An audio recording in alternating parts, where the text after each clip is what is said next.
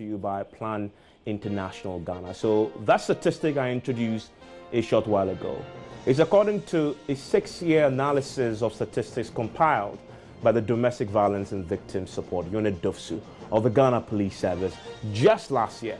It is because of such heartbreaking statistics that each year gender advocates and human rights activists mark the 16 days of activism against gender-based violence. This year's commemoration ended just this Monday. So tonight, we will confront the hard reality in a country where as many as 6 women are likely to be raped every week. But I guess the heartbreaking part of it all is when it happens to the child. We'll be delving into that as well and exploring the solutions. This is Ghana Connect.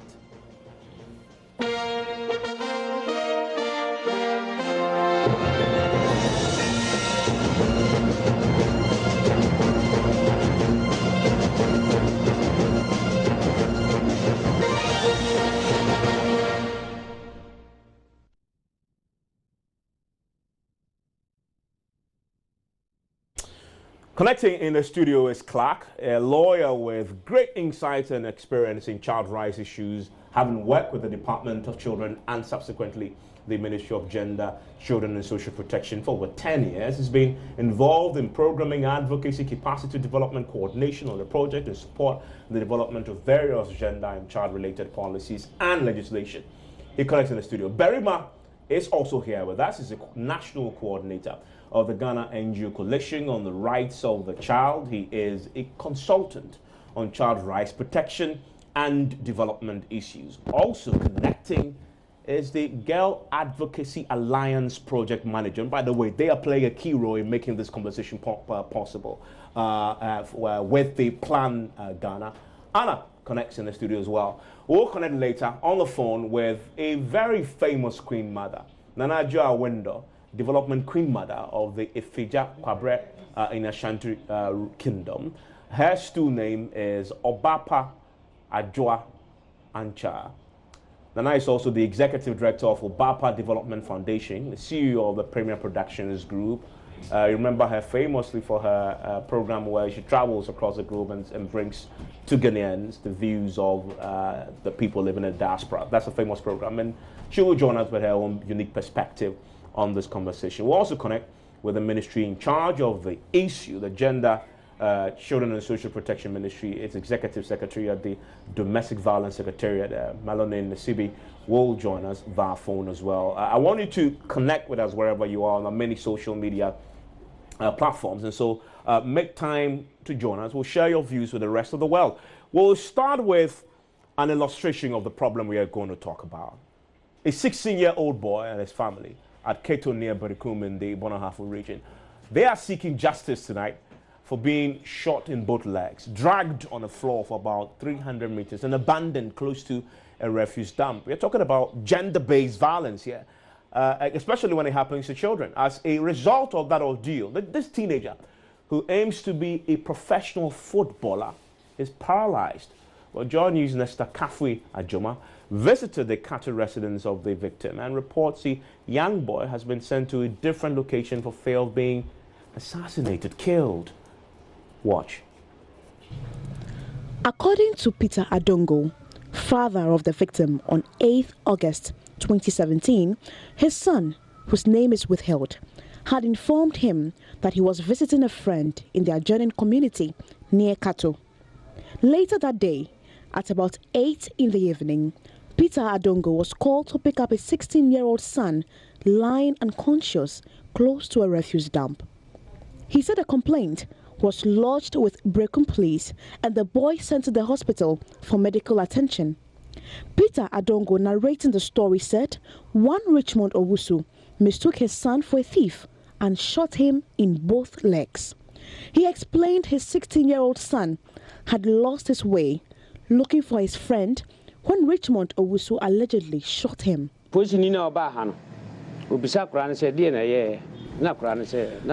son narrated the incident to the police, saying he went with a friend to play football in a nearby town. Coming back, his friend showed him his house. He decided to pass by his friend's house one day after school. Unfortunately, he could not identify the house and entered into another person's house because it looked alike. Coming out from the house, he decided to pass urine. Just then, the owner of the house confronted him, demanding his mission there, and tried to pull him back into the house. But my son resisted. Richmond DOVVSU had a gun hitting at his back.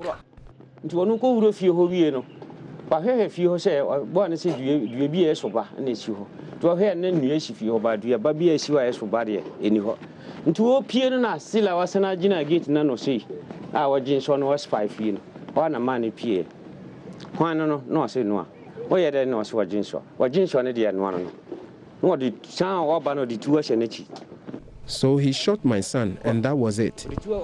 Realizing the consequences of his action, he dragged my son to a nearby rubbish dump and left him there. My son has been terribly wounded.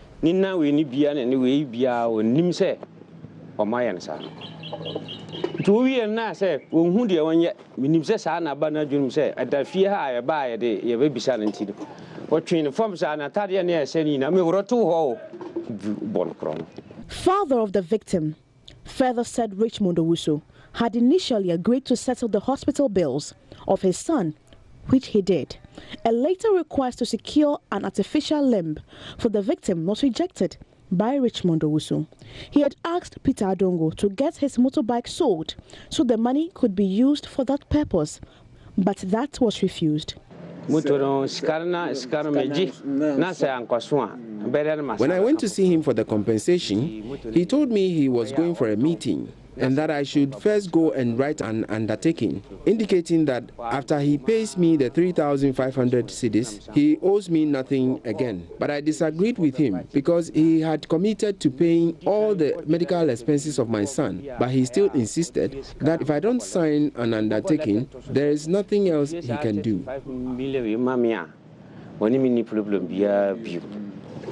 A year on, Peter Adongo and his family are seeking justice for their son at the Sunyani High Court.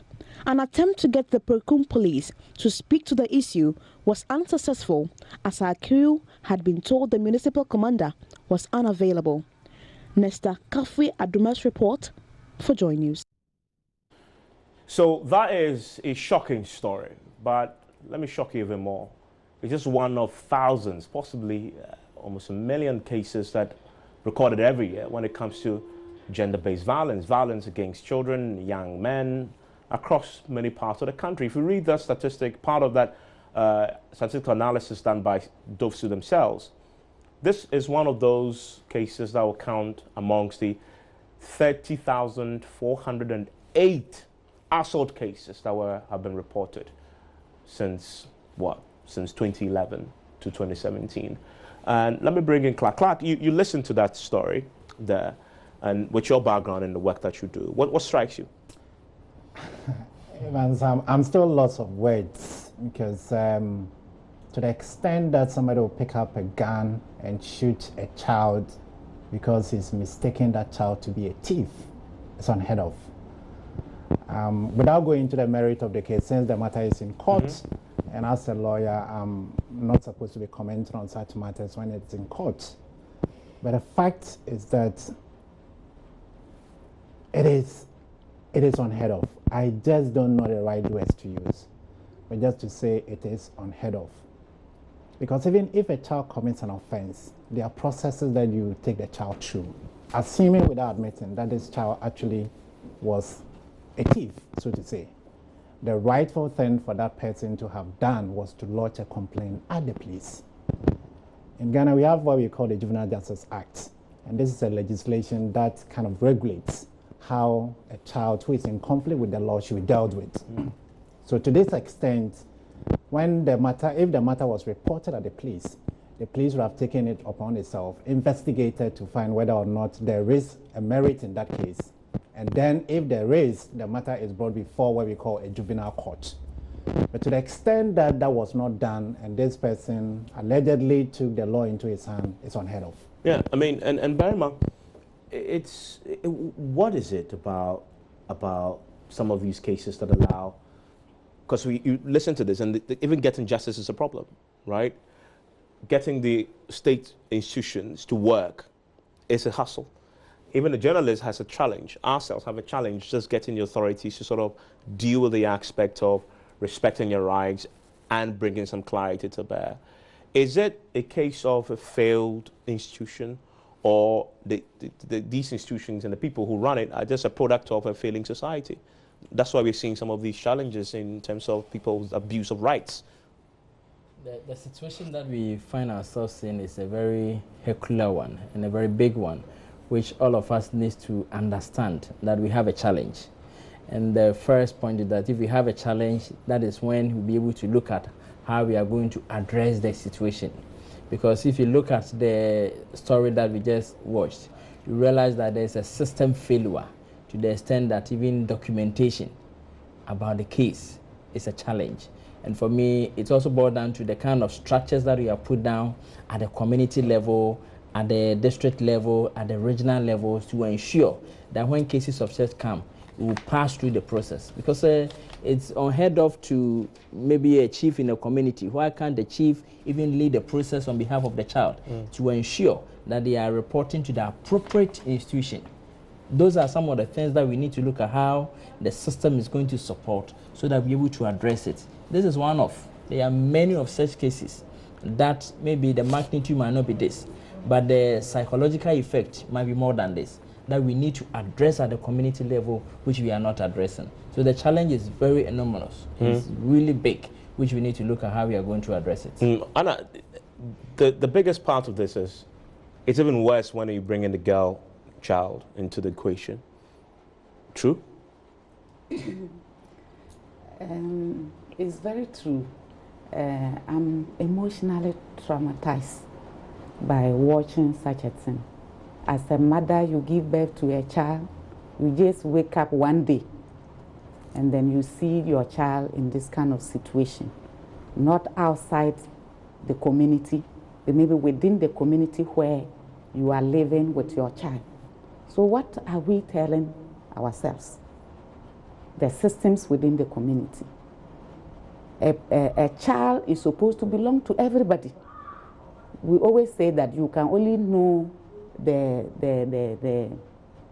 parents of the child or who owns the child. But when it comes to care, taking care of children, it should be the responsibility of everybody. Like Clark said, why should an adult see a child around and the decision or the only option he can think of is to remove a gun and shoot such a child and suspect that that child might be a thief? So for me, it is not the best. And then if such things should happen to a girl child, this is a boy, but we should look at it this way. Because the statistics tell me that most of the victims happen to be girls. Most of the victims are having to be girls because of the role they play at home and within the community. But looking at this boy, his profession, his dream of becoming a professional footballer is truncated straight away. So the effects of domestic violence on children is far-reaching. It affects everybody, affects the family, and it affects the community as well. And girls are suffering it even more than boys. You've been working in this area where the Girls Advocacy Alliance. Give me the picture of the sort of challenges that you've been having to deal with in your advocacy and your campaigning. One challenge that we have been having is that these issues are happening everywhere, but the victims find it difficult to report. Okay. They are silent. I thought we improved in that area. Yeah, we are improving, but not at the scale that we all expect. Many girls are being assaulted every day, but they are silent, especially sexually. Okay. They are quiet because after the incident, they are threatened with death. They are threatened with other things. Some even spiritualize the whole thing. They will say, if you report, something is going to happen, something spiritual or is going to happen. Or in the case of one of the girls that we witnessed, the perpetrator even said that he was ready to kidnap the girl. He was going to kidnap the girl if the girl should attempt to report. So the girl decided to keep quiet over the whole issue. So for us, Girls Advocacy Alliance, we have observed that these things are happening everywhere at all levels, in the school, at home. You know the thing that shocks me? Yes. It doesn't even matter the age of the child anymore. 1 year, 2 years, 3 years, all the way to the adult, they're all been victims, yes, as far as the statistics is concerned. Clark, let me bring you in on this conversation. There is currently an ongoing conversation, largely sitting on social media right now, that I've seen in the last few days about Ghana having a rape culture. And this ties in what he's saying. When it happens to a child, we say defilement. When it happens to an adult, we say it's rape, right? But if you box both of them together, do we have a culture that encourages both?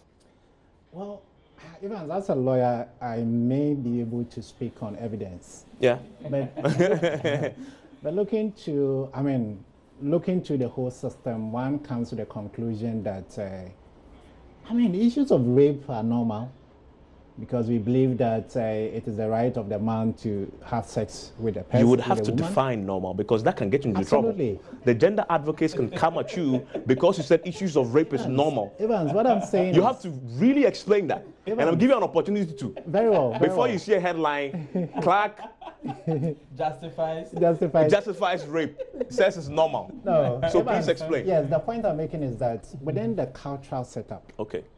which we all believe is wrong, because every person has the right of dignity, every person has the right to determine whether or not that person wants to engage in sex or not. But within the cultural setup, we have come to that conclusion, or a number of people have come to that conclusion that, well, if you have sex with a woman, that's okay, but that is absurd. No, but if you have sex with a woman, it's okay. Evans, the bottom, If you rape a woman, it's not. Absolutely. I mean, that's what I'm just pointing out. Absolutely. So because sex is sex. Sex is sex. I mean, rape is a crime. Absolutely.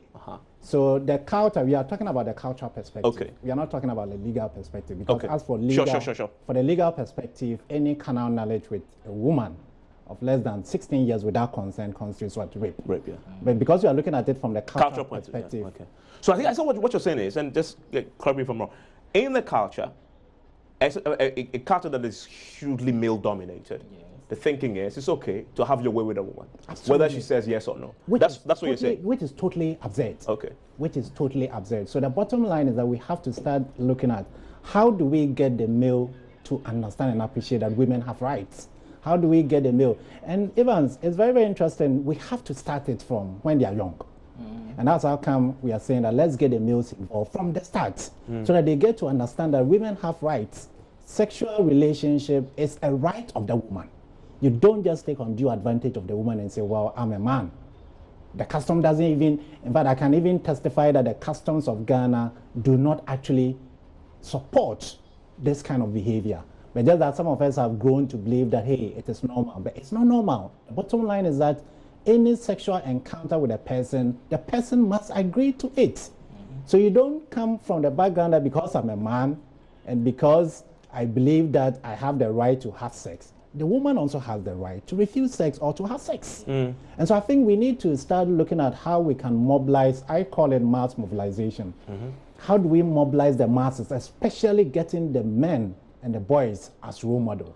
Because if the persons who are perpetrating these acts are involved and are championing it, it becomes very easier to be able to get rid of it. So we have to do a lot of advocacy, we have to do a lot of mobilization, and then to let everybody know that everybody has the right to determine his or her sexual orientation. And so you don't just believe and come out and say that, well, this is my belief, this is what I want. What you want may not inure to the benefit of the other. And we have to think about it as a society which is growing, which is dynamic, which is looking at how its customs and practices should inure to the benefit of the person.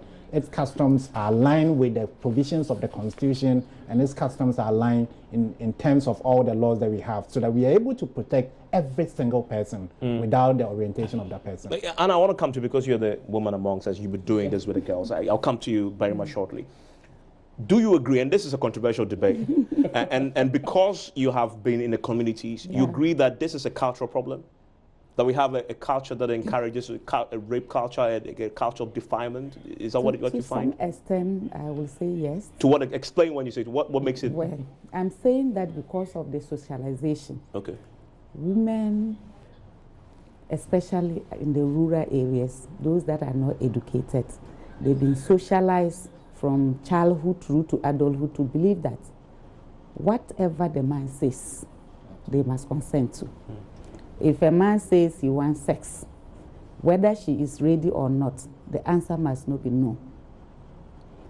Once the woman is not willing, but because of the socialization, she must accept to some extent, it is violence. It's violence. Say that again. That's an important point. I'm saying that once the woman did not have the interest, but had to say yes because of her background, because of the way she has been brought up, to me, it is violence against women. That is a very interesting definition of violence against women. Yes. You're saying that if the woman feels Yes. that he must say yes, Yes. not because she willingly said yes, Yes. but because of whatever circumstances, Yes. she said yes because she's afraid, Yes. there's fear, Yes. somebody is dominating her, Exactly. or there's an economic implication for her saying no, Yes. and she A says lot. yes, and she does it, it's still violence for you. For me, it's violence. That is contentious. Evans, I think You are the lawyer here. Yes. Isn't that contentious? no, it isn't. If you look at the provisions of the Domestic Violence Act, Fundamentally, she said yes. No, you see, Evans, if you look at the provisions of Very the well, come to you. I want to hear from the lawyer. if you look at the provisions of the Domestic Violence Act, it talks about harm or threat of harm. Yeah. So if you're able to induce a person to come to that conclusion or to make that decision, that ordinarily the person would not have made that decision. yeah. That means that you have induced the person to make a decision out of his or her own, not out of her own volition. So to that extent, once you have induced the person to make a contrary decision for himself or herself, that amounts to violence. Anna, explain again for me. I'll come to you, Burma, again. Sorry, forgive me. Oh, no worries. In what ways exactly are women forced to say these yes? In what ways? Many ways, but we are so much dependent on men. Okay. Let me put it that way. Yeah. Not all women. Most women who fall victim of some of these circumstances are so much dependent on men. They look at their circumstances and just no will not help them. One, if the man should even go out and explain and tell somebody that my wife refused or the lady I'm moving with refused to accept sex, nobody will support her. Everybody believes that once the man has the edge and is demanding, you the woman, you should give. That is what is prevailing in some places. So because she doesn't want to lose certain advantages or opportunities, she is compelled always, even when she's not willing. So I'm looking at the advantages or the opportunities that some women are always afraid of. And even the acceptance, who will even accept, who will speak in support of you telling your partner that I don't feel like having sex. And one worst thing is, even when you say you don't feel like having sex, you are even afraid such a man will say, if you don't feel like having sex, there are other women who are ready for sex. And that But that's true. That may lead that may lead from one thing to another. No, but the man will be properly stating the fact. And that is what we are talking about. Because it's another woman who is available. But we are together. We are in relationship. We should be able to understand and appreciate each other. And it's having sexual relationship is not only for the man to enjoy. Both should enjoy. So there should be an agreement. We should reach a point that we all say that this is what we want to do. So if there is a woman is not even willing, there should be a way, there should be a process to get her on board, to accept. But in most cases, the force is applied. Yes. Barima now. See, you went far away going to rape or defilement. Yeah. But we should narrow it. The kind of, for instance, advances that people even make towards girls, make towards women. Yeah. And culturally, or we would presume that it should be accepted. If a man wants to give you a hug, why wouldn't you give in? If a man wants to touch you, what at all is he doing that you should not give in? You know, we have come to the acceptability that if a man is doing that, it is normal. But we need to understand that where one's right begins is where one's also what ends. And for that matter, we should begin to appreciate the development of women and the things that they like and the things that they don't like. And for that matter, we should all accept that no, these things I shouldn't do to a woman. And for that matter, if I'm doing that, I'm infringing on her right. But many a times we lean on our culture, we lean on our power and say that no, because she's a woman, I can't do it. Let me give you one example. In the 90s when I was working, about 5 or 6 year old boy was beating a school child of her age. And we tried to inquire, why are you beating her? She's a girl. Look at the orientation that that little boy have gone through. Because she has seen violence that you can violate or you can do anything to a woman. And for that matter, the person is growing up with it. But we need to come to the point that that violence or that exploitation at that level is unacceptable. And for that matter, we should see ourselves as pals in development, and that we should look at how we develop one another in our society, how we develop one another in our schools, how we develop one another in our communities, so that we can then grow together and then develop our communities. Do I hear all of you say that the fundamental reason why we keep having this challenge, and every year we celebrate, we mark 16 years of activism and still complain about the same old things, is that we haven't managed to make our culture dynamic enough? That the culture is fundamentally the problem, and that we need to look at that and change. Is that what everybody's in agreement on that? Everybody, you're in agreement of that? Anna, you're in agreement of that? Yeah. You're in agreement to some that? extent. To some extent. Yeah. So our cultural issues are the common denominator here. That you all agree. If you fix that, most of the issues will be resolved. And I want to bring you another piece to illustrate the point we've just been discussing. But I want to just lead into that by restating the statistics I started with from the DOVVSU. And it says approximately 6 women are likely to be raped every week. If that is not a rape culture, I don't know what that is. 6 women every week. I mean, so in other words, almost a day, one a day, right? And this is a 6-year analysis. This is the statistics from 2011, 2016. They analyzed that, and they came to that conclusion. It says that, on the contrary, only 1 man is likely to be raped every year within the same period. Every year? Within the same period. It says the data covers 2011, 2016 also show that more females continue to suffer from rape and assault, with only a handful of the victims being males. The annual breakdown also indicates that 1 woman was, and this is the starting point, 1 woman was raped each day in 2011 alone. Every day in 2011, if you look at the statistics according to DOVVSU, every day 1 woman was raped. On the average, 9 women were raped within every month in 2012, while 10 women on average were raped every month in 2013. The data further indicates that more than 6 women were raped every week in 2015 alone. However, in 2016, figure dipped slightly, with about 4 women being raped every week. I guess that's the last time this was done. And so you could say there's an improvement. I'm quite curious to know what happened in 2017. 2018 is yet to end, so that will come maybe in 2018. But the problem with this is when you isolate it and disaggregate and look at how it is affecting children. Now we've talked about rape, but there's a lot of it happening in children as well. Defilement.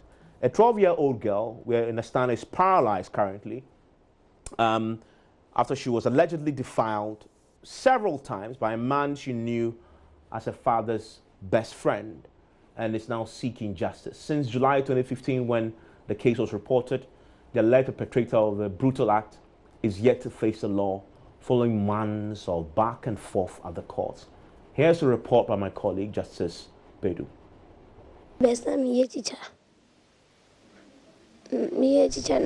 I want to be a teacher so that I can help children with someone to talk to, so that they would know what to do so they don't get raped.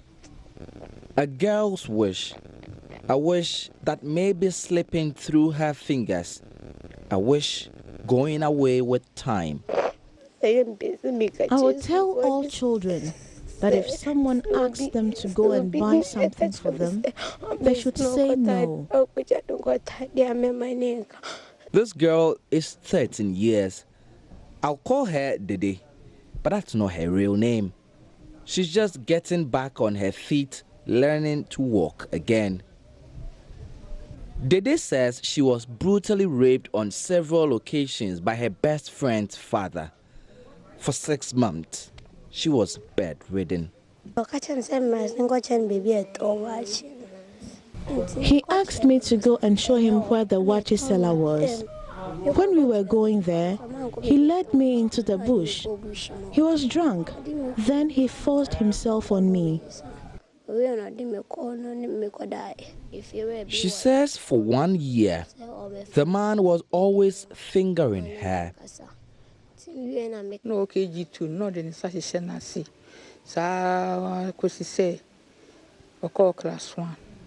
Dede's guardian, we choose to call Auntie Coco, is frustrated that nearly 3 years since the assault, her perpetrator is yet to be brought to justice. When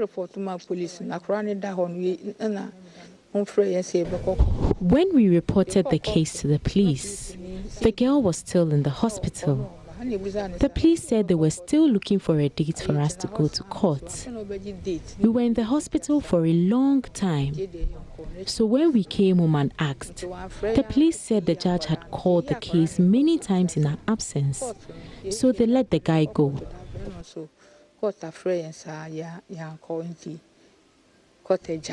In their home on the outskirts of Accra, I have a sit down with Dede. She wants to look into my eyes, but I can sense she is still scared. Tears dropping from her eyes.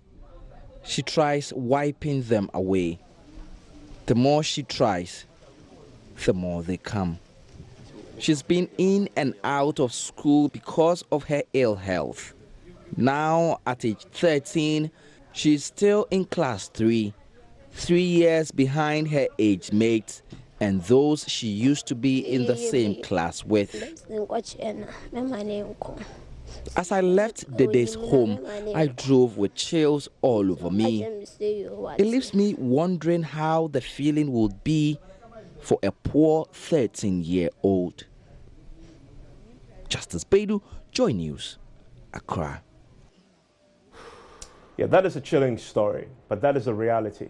There's a reality that many young children go through on a daily basis in parts of the country, sometimes in very rural, developed, educated communities.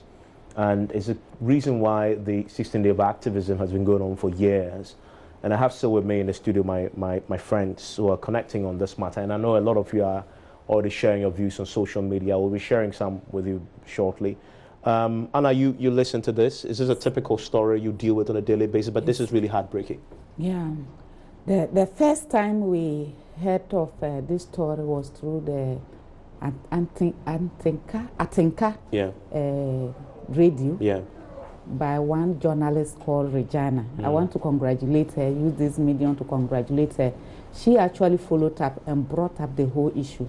So when Plan Ghana heard it, we said this is a story worth following. She's in fact a voiceless, and she needs somebody to speak on her behalf. So what Plan Ghana decided is that we will follow through this incident till we get to the final conclusion. Okay, what has been the challenge with getting getting justice for this young girl? So far, it's the usual go and come. Okay. Let me put it simply. With the police? With the police. But according to the mother or the guardian, the case is currently in court and they are still waiting. But she shared something with us that was so pathetic. The movement from home to go to DOVVSU, to go to hospital, to go to wherever, for people to hear them and help them, was all borne by the family. Wow. In terms of financial. So the guardian actually complained that at a point, how to even feed the family was a problem. Because they're spending so much in just the pursuit of justice. Justice, as well as getting medical attention for the girl. And at a point, the daughter even recommended that the child should be, the child would need special surgery. And the amount is about 12,000, and the parents could not reach. So they proposed that either they get a specialist to do the surgery in Ghana, or the girl is taken to India. But the family is just looking at their situation, their financial situation, how they'll be able to raise this amount to send the child. So Plan Ghana, we've stepped in to speak on behalf of this girl and then the family. What is the government going to do about this? Yeah. What are the provisions? What provisions are there for victims like this or survivors of sexual abuse? Clark, you answer that question for me. So when she's done. So the financial implication that the family currently are suffering, who is supposed to step in and support? So that is the advocacy we are doing. You're doing. Yes. Clark, can you answer the two questions you asked? Yeah. What are the legal provisions to deal with a problem like this? Yeah. And should they be bearing the cost? Yeah, thank you very much, Evans. But before I go on, let me correct this impression. In Ghana, based on our Criminal Offences Act, a man cannot be raped. Okay. So the law is tilted on only women. It is only a woman who can be raped. Okay.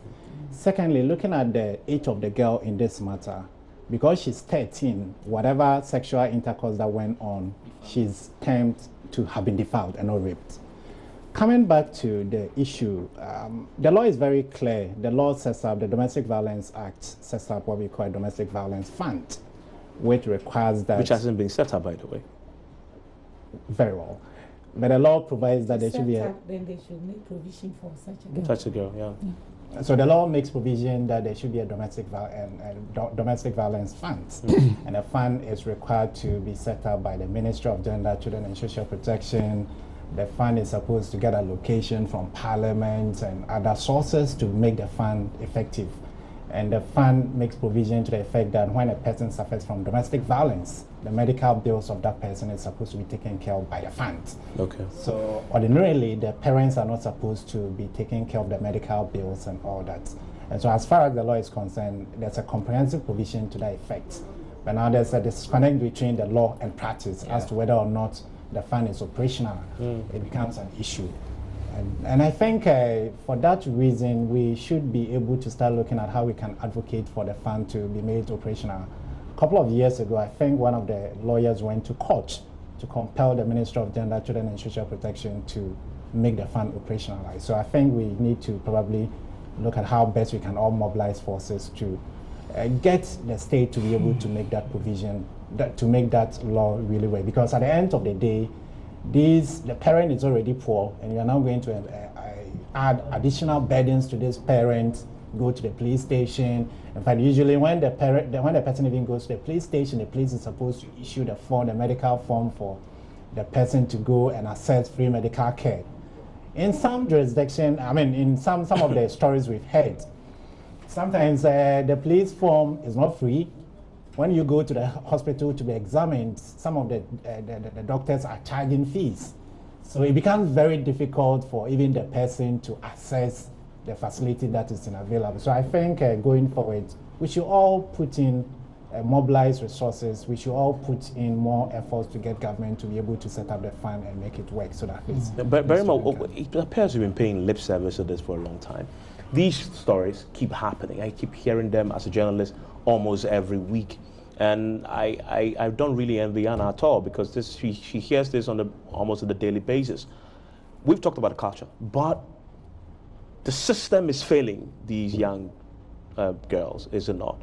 We have a fantastic law, set up a fund. We haven't set it up. Social safety net is not happening. The police, it's a whole can of rotten worms. It's a very challenging situation that we find ourselves now, and it's good that we are using this medium to discuss such an important issue to bring to the attention of government, that we need to be more responsive than reactive. Because the situation that we find ourselves now, it means that there are a lot of people who are going through these challenges, which we need to resolve it.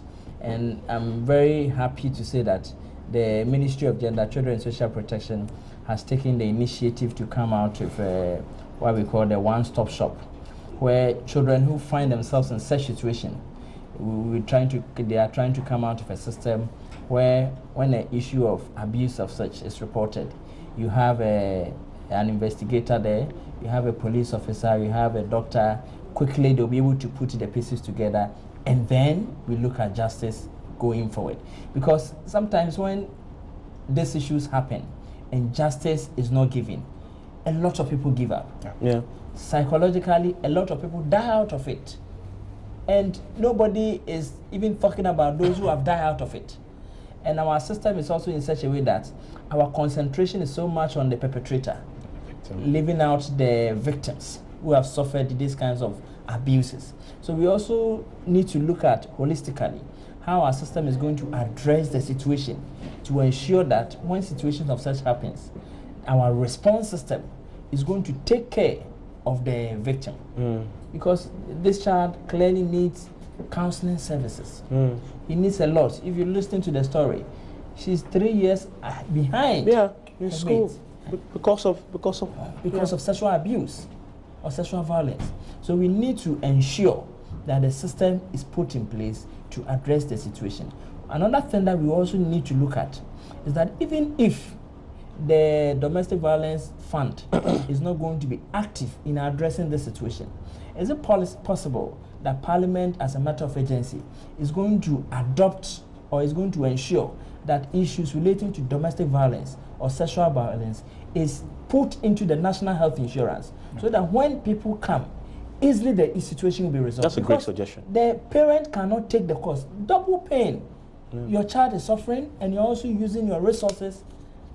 I think we need to take a radical action to ensure that immediately we address the situation. Okay. We just can now speak to, connect to the development queen mother of Efija Kwabre in the Ashanti region. And you know her as Danajua Wendo, but her stool name is Obapa Ejia Encha. Nana, thank you very much for your time. You're on Ghana Connect. Good evening. I'm so sorry I couldn't tune in because I'm on the way. I'm somewhere around Sunyani coming towards Kumasi, so fortunately I couldn't really follow the discussion, but I hope I'll be able to make a contribution. Most definitely. Let's start from, I mean, and as a queen mother, really, you represent the culture of the people, and we've had here today. We've been having a conversation about gender-based violence. We've talked about rape, we've talked about defilement, and there's a certain consensus that one of the biggest challenges is our culture, which encourages rape, encourages such abuse against children. From where you sit as a queen mother yourself, do you agree with that conclusion, that the culture is the biggest problem? Now, if you fix that, we are more than halfway there. Well, thank you very much. I believe that in everything we have the pros and cons. So we wouldn't be able to say conclusively that culture is the problem. And if we fix it, everything is done. We have been brought up to understand and also appreciate the fact that our males, our fathers, our husbands are, of course, the heads of the family. And so anything that goes the other way around, anything that goes opposite begins to create already tensions at home. Culture has already taught us that daddy is the head. If your mother is a working woman and she's going to work 24/7 and she earns income and she comes home and she's supposed to do her woman duties at home, and for any reason she's not able to do, already you start creating tensions at home. So, there are so many things that brings up these kind of masculinity issues, already. But all these, stems out of culture, and that is why we have already concluded that culture is the problem. There are so many things that are now feeding into the domestic violence issues in our countries, not just Ghana, in Africa. We are learning so many things. I'm sure you might have spoken about them already because I didn't hear. We are learning so many things with the television and other films, everything, the series. It's teaching our younger ones so many things. So instead of a child being submissive, instead of a child being respectful, etc., they think they have their right. All these things are foreign. So yes, culture plays a major role, and we need to look at how we can, fix it to support the processes in getting closer to clearing everything domestic violence. But we need to be very broad in our spectrum to see the other things that are feeding into our system and making it, and abusing our children's minds, their minds first, even before we get to what the outputs are now showing up. Let me ask you, I mean, in your position, and thankfully, you're not only just a Queen Mother, you are a symbol of influence in this country in terms of your star power, if I may use the word. I'm just wondering, how are you taking on these issues in your community where you are the Queen Mother, but also generally because people will look up to you? Because we want to talk about the solutions. And so I want you to sort of help us appreciate what solutions you're deploying in your own community, but also generally as people look up to you and they talk to young women and young men, particularly, how to fix this problem that we've been discussing. Okay, thankfully we are also, we have been doing a lot of work on the field. I'm personally an advocate against domestic violence. I belong to a network which is against domestic violence. Recently, we launched a safe house. If you heard about the Pearl Safe House, it's a safe house which is supposed to take in people who have been affected by domestic violence. Presently, we are in partnership with another NGO. We are producing some series of domestic violence TV programs that will come up soon. It's actually premiering on GTV. It will be on other networks. We are also going out on the field. We are working with Queen Mothers across the country during festivals. We have programs, Women's Day programs, where we dedicate a day out of festival to speak to the younger ones, the women and children, and especially our men, appeal to the men, the he for she's, to speak on behalf of women. So we have done quite a lot of extensive advocacy, but now we want to bring all these home to reality. Who are the perpetrators? Who are the affected? What can we do one-on-one to support the affected? This is the stage where we have reached. So we are actually looking out to see how we can partner with other agencies and, interested organizations to see how we can bring these information up. Yes, the talking is good. The advocacy is very, very wonderful. It does a lot. It teaches people. It educates. It informs. It broadens up their minds. They get to know their rights. They know what is good for them. But then at a point when you pause, it's like when somebody is affected right now, I cannot just talk to the person. I need to support the person one way or the other. And that is the state that we have reached now. In my community, we have had time to do a lot of advocacy, but I have gone beyond my community. I have gone beyond Ashanti Kingdom. I'm working with the whole Ghana. In fact, I'm working with Africa at the moment. I just came back from Lagos. We were talking about ending child marriage, and this is an abuse. It's a serious abuse, my friend. Yeah. Serious abuse to our young girls who are supposed to be in school. They are being given out for marriage. And people in some communities, they think it is right because they feel instead of leaving the girl to get pregnant as a teenager, it is better to give her out officially for marriage. And they feel it is right. So you see, as advocates, as the media people, as we just finished a training program in Sunyani with the journalists and talking about how to report ending child marriage, water and sanitation, etc. It is our role to also engage with the community leaders. the chiefs, the queen mothers, but it is the way we make it. It is the way we present our stories. It's the way we enter the community. It's the way we engage with them that will let them understand and take in the information and run with it. Yeah. Because our chiefs now are not the chiefs of 20 years ago. True. The 21st century chief and queen mother is development oriented.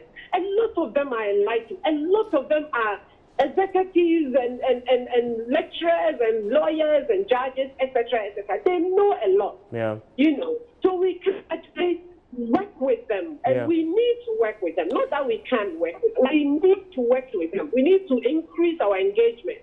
We need to ensure that whatever we are doing within the community and for the community, they have to champion it. Absolutely, they are the people in the community anyway. Nana, I am grateful that you joined us with those perspectives and keep up the good work there on this. Let me come to you, Anna. There's something she said about child marriages that we haven't touched on, but I think it's also an important part of this conversation and that you encounter on a daily basis as well. Exactly. Yeah, child marriage is one of the thematic areas that the Girls Advocacy Alliance is working to address. We are actually working in many communities that we think that the issues are prevalent, especially in the northern region. As at now, in northern region, the prevalent rate is about 36%. It's higher than the national prevalent rate, which is 21%. So when you say child marriage, what's the range of girls? What in terms of age? Child marriage is not only for girls, but it's for both boys and girls. But if you look at that's interesting. The figures, there are boys being pushed into marriage? Yes. Yeah. How is that? You know, if but you it's look not at common. the, it's not common. Okay. if you look at the mostly in the Christian communities, you know, most of the guys are trafficked and move from one cities to other. So what usually happens is that they have what we call the convenience marriage with the fishmongers who are coming to buy the fish. So it becomes more of a relationship, what do you call it? An arrangement between the fisherman and the fishmonger so that they keep the relationship going. Okay. So in the next I just want to add that when people hear about child marriage, they think that it is one of the calculations of NGOs to get money to help themselves. But it does exist, especially in the northern region. So, we've put up some substance and we'll be able to withdraw some girls from child marriage. We'll be able to retrieve them from child marriages in the northern region. So it does exist. Finally, and I'll take brief comments from all of you. What solutions do you want to see? So that next thing we are doing the 16 days of activism, at least we can talk about progress. Yeah. So concerning the sexual abuse involving girls in particular, if you look at the case that we just watched, highlighted, it did not occur once. It did not happen twice. But according to the story, severally. So the question that comes to mind, and to all parents, didn't they observe any changes in the child, in the behavior? At a point, didn't they see the child withdrawing or doing something that was not usual, that the parents could have maybe observe or investigate, bring the child closer to find out? But and one other thing too I'm thinking about, why should a child go through this once and is not able to confide in anybody? Yeah. So one of the key things you're proposing in terms of, I don't want to do solutions as quick as possible. One is parents should take interest in your child. Observe your child. If you notice a change, please speak to the child and inquire. If you find it, take action. Right? That's the key thing. What's your solution? Well, and briefly, so that we could basically we have to get the boys and then the men involved. Getting the boy involved at that early stage makes the child responsible that, hey, when it has to do with violence, I don't have to mete out violence to any girl or any woman in my life. So the most important thing is mobilizing men and boys to be actively involved in the campaign. At a very early age. Berima? I think one of the things that we need to understand is that gender-based violence is not only to girls alone, but also boys are also affected. And for that matter, we all need to be resolute and be committed in addressing violence at the community level. And government must step in as well, provide the safety nets so that people who can afford, like this girl we just highlighted, will not have to spend the little that they make just to pursue violence. That in itself is a disincentive, and it provides an avenue for people to perpetrate, because they know these people, they are poor, and after they abuse, they can't pursue justice. I think that's where government also needs to take in. Let me just quickly read a few of your messages coming through on our social media platforms as we exit. Omani says, whoever did that to damage that young girl doesn't deserve to be alive, and if you are to squeamish about that, at least the barest minimum punishment for that defiler should be castration. Agnes says, sometimes I don't understand our justice system with the evidence coming from House's own mouth. What other evidence do they want? The wheel of justice grinds slowly indeed. My name is Evans Mensah, Ghana Connect. Enjoy your weekend.